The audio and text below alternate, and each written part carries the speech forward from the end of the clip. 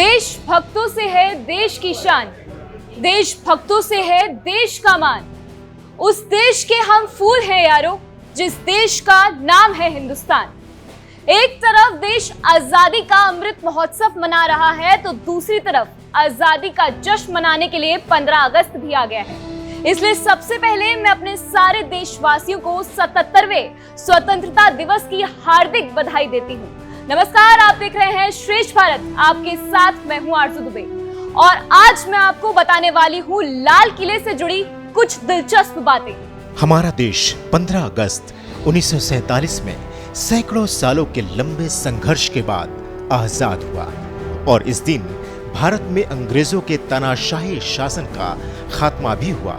लेकिन दोस्तों, हमें ये आजादी ऐसे ही नहीं मिली। आजादी के लिए देश के हजारों लाखों वीर जवानों ने अपना सर्वस्व न्योछावर कर दिया। हंसते हंसते देश के वीर सपूतों ने अपनी जिंदगी कुर्बान कर दी।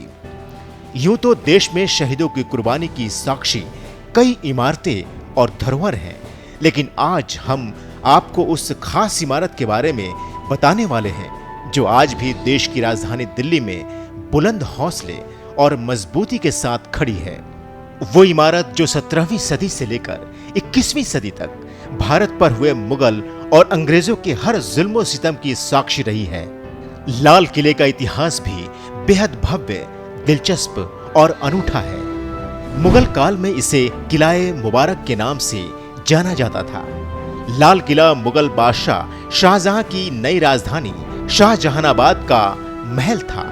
ये दिल्ली शहर की 7वीं मुस्लिम नगरी थी, जिस मुगल साम्राज्य की नींव मुगल बादशाह बाबर ने 16वीं सदी में रखी थी।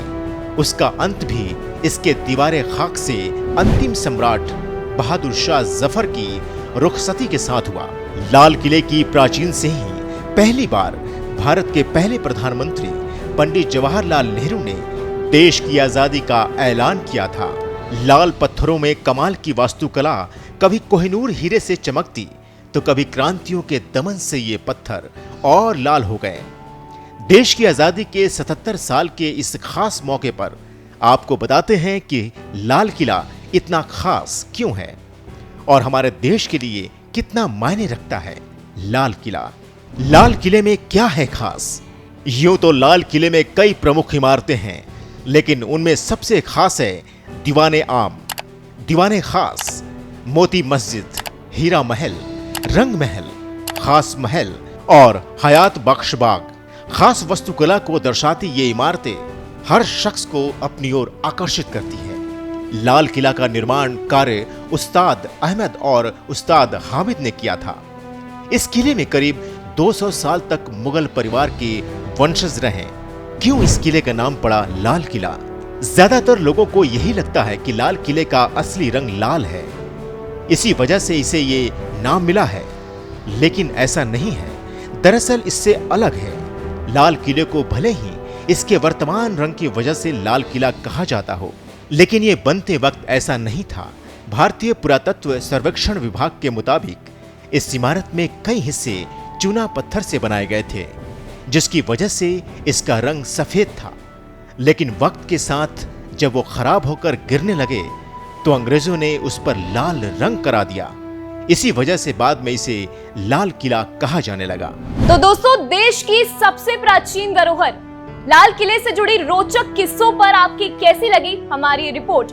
कमेंट बॉक्स में कमेंट करके जरूर बताएं और एक बार फिर श्रेष्ठ भारत के सभी दर्शकों को स्वतंत्रता दिवस की हार्दिक बधाई। जय हिंद, जय भारत। श्रेष्ठ भारत पर खबरों से जुड़े रहने के लिए चैनल को सब्सक्राइब करें, बेल आइकन दबाएं और देखते रहें श्रेष्ठ भारत।